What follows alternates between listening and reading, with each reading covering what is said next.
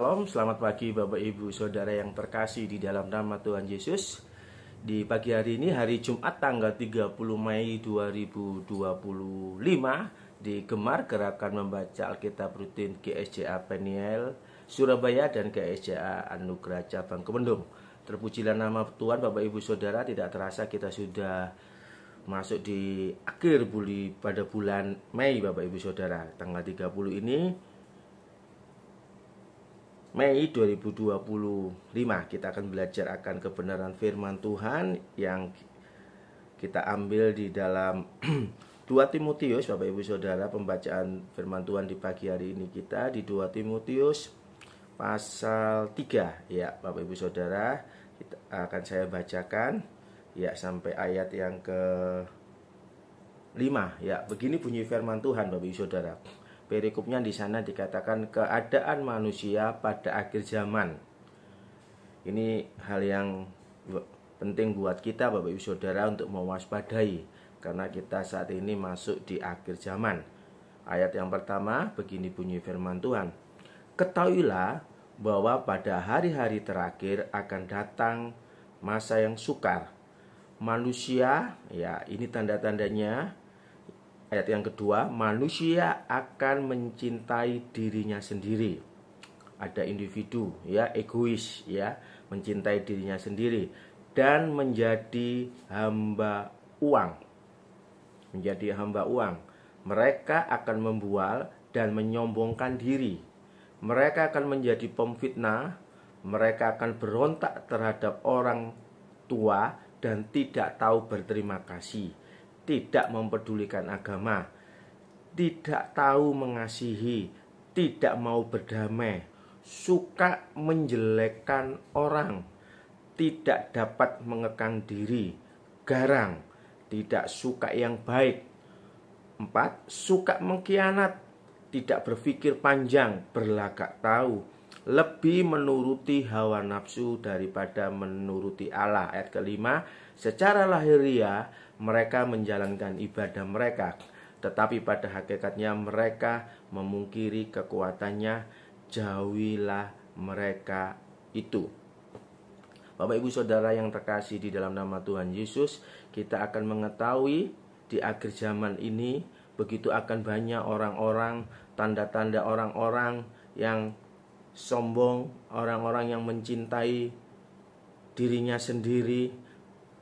Anak-anak sudah mulai tidak taat kepada orang tua, atau sebaliknya orang tua sudah tidak mengasihi anak-anaknya, tidak mempeduli agama, di mana agama itu aturan-aturan yang ada, norma-norma agama itu sudah semuanya sudah dilanggar. Memfitnah, menjelekkan orang lain, itu adalah tanda-tanda orang di akhir zaman. Oleh sebab itu, Bapak Ibu Saudara, jangan sampai kita terpengaruh. Jangan sampai kita yang tanpa kita sadari kita menjadi salah satu dari mereka. Karena di ayat yang kelima dikatakan, ayat kelima, jauhilah mereka itu. Oleh sebab itu kita sebagai anak-anak Tuhan harus mewaspadai. Bapak Ibu Saudara, bisa kita lihat di 1 Timotius 4 ya sebelumnya, Bapak Ibu Saudara ya. Di 1 Timotius pasal 4 ya ayat yang ke-1 ya. Saya juga perhatikan di situ. Tugas Timotius dalam menghadapi pengajaran sesat, kalau perikopnya di sana. Perhatikan, tetapi Roh dengan tegas, yaitu Roh Allah dengan tegas mengatakan bahwa di waktu-waktu kemudian, yaitu waktu akhir zaman, ya zaman-zaman akhir ini, dan orang yang akan murtad lalu mengikuti roh-roh penyesat dan ajaran-ajaran setan. Perhatikan ini Bapak Ibu Saudara, itu akan muncul roh-roh penyesat ya, ajaran-ajaran setan, di mana ajaran setan ini bicara tentang kenyamanan kedagingan diri kita. Nah, ini harus kita berhati-hati. Di akhir zaman akan terjadi. Kita harus waspada Bapak Ibu Saudara. Coba Bapak Ibu Saudara lihat juga di dalam 2 Petrus ya. 2 Petrus ya. Saya coba cari dulu Bapak Ibu Saudara, 2 Petrus pasal 3 ayat yang ketiga. Ya, saya bacakan Bapak Ibu Saudara. Yang terutama harus kamu ketahui ialah bahwa pada hari-hari zaman akhir akan tampil pengejek-pengejek dengan ejekan-ejekannya, yaitu orang-orang yang hidup menuruti hawa nafsunya. Akhir zaman banyak pengejek tentang iman kita. Wah, kita mungkin disudutkan tentang iman kita. Iman Kristen kita dipertanyakan, ya. Bapak Ibu Saudara bisa mengetahui, ya, sampai anak-anak kecil ya dibully tentang iman Kristen mereka. Tapi percayalah, itu kita harus sadari, itu yang terjadi di akhir zaman ini. Oleh sebab itu penting buat kita semua bergandengan tangan, mulai dari keluarga, gereja, para pelayan Tuhan bersatu hati untuk membimbing kita semua bersama-sama satu hati untuk bertumbuh bersama. Bapak Ibu Saudara, ini penting buat kita sebagai orang-orang yang mencintai Tuhan. Bapak Ibu Saudara, akhir zaman ini begitu banyak orang yang mencintai dirinya sendiri. Itu tanda-tanda di akhir zaman. Keegoisan itu akan terjadi, Bapak Ibu Saudara. Oleh sebab itu, mari untuk mewaspadai itu semua. Bagaimana caranya supaya kita tahu apakah ini ajaran sesat, kita tahu apakah ini nabi-nabi palsu, ya, kita mengerti, ya, ini orang-orang yang harus kita jauhi. Oleh sebab itu, yang sangat terpenting buat kita sebagai anak-anak Tuhan, Bapak Ibu Saudara, coba Bapak Ibu Saudara, kita mau lihat di ayat yang ke 2 Timotius 2 ayat 4, Bapak Ibu Saudara, ya. 2 Timotius, saya kembali di 2 Timotius ayat yang keempat. 2 Timotius, ya, 2 Timotius 2 Timotius 2, ya, ayat yang kedua, Bapak Ibu Saudara, ya. Begini bunyinya firman Tuhan. Nah, apa yang telah engkau dengar daripadaku di depan banyak saksi, percayakanlah itu kepada orang-orang yang dapat dipercayai, yang juga cakap mengajar orang lain. Artinya, supaya kita tidak jatuh di zaman akhir zaman ini, Bapak Ibu Saudara, kita harus taat.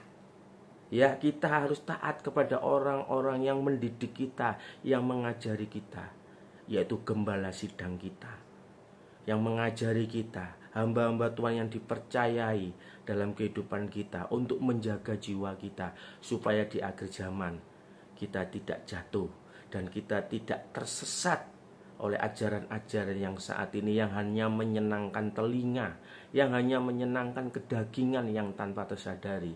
Mungkin mereka beraktivitas secara rohani, tapi mereka terjebak dengan ajaran-ajaran setan, ajaran-ajaran sesat yang tanpa mereka sadari. Bapak Ibu Saudara, perhatikan, ikutlah menderita sebagai orang prajurit yang baik dari Kristus Yesus. Seorang prajurit yang sedang berjuang tidak memusingkan dirinya dengan soal-soal penghidupannya, supaya dengan demikian ia berkenan kepada komandannya. Artinya di sini seperti yang tadi saya sampaikan, ada gembala sidang, Bapak Ibu Saudara, di mana ada ditempatkan gembala sidang, para pengurus yang membina kerohanian kita. Kita harus taat, Bapak Ibu Saudara. Ya, jangan pernah membandingkan. Jangan pernah engkau membanding-bandingkan, oh di sana seperti ini, oh di situ seperti ini. Oh, hati-hati Bapak Ibu Saudara. Di saat kita mulai mencoba membanding-bandingkan, ya, tanpa tersadari, itulah muncul keegoisan kita, muncul nafsu-nafsu dalam diri kita. Ini perlu dihati-hati. Oleh sebab itu, di situ di ayat ketiga dikatakan, ikutlah menderita sebagai seorang yang prajurit yang baik dari Kristus Yesus. Mari kita mau bersama-sama berjuang, ya, berjuang sampai akhir, tetap hidup berkenan di hadapan Tuhan, hidup kudus, hidup setia di dalam Tuhan, di dalam ketaatan juga, Bapak Ibu Saudara. Ini yang sangat luar biasa, supaya kita tidak jatuh, supaya di akhir zaman ini kita betul-betul tergembalakan dengan baik. Mari Bapak Ibu Saudara yang belum tergembalakan, yang masih kesana kesini, membandingkan kesana kesini, mari digembalakan dengan baik supaya kita dapat bimbingan yang baik.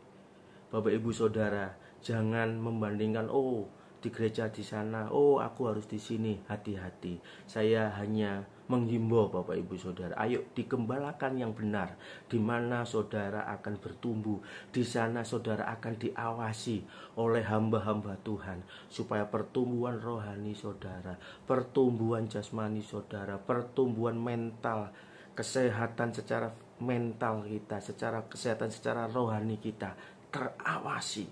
Tapi kalau kita tidak mau digembalakan Bapak Ibu Saudara, ya di luar sana, ya singa-singa siap menelan, singa-singa ajaran-ajaran di sana, ya kelihatannya meriah, kelihatannya rohani, yang tanpa tersadari itu hanya sekedar euforia biasa yang hanya menyenangkan diri kita. Tetapi seorang prajurit Kristus, dia rela menderita.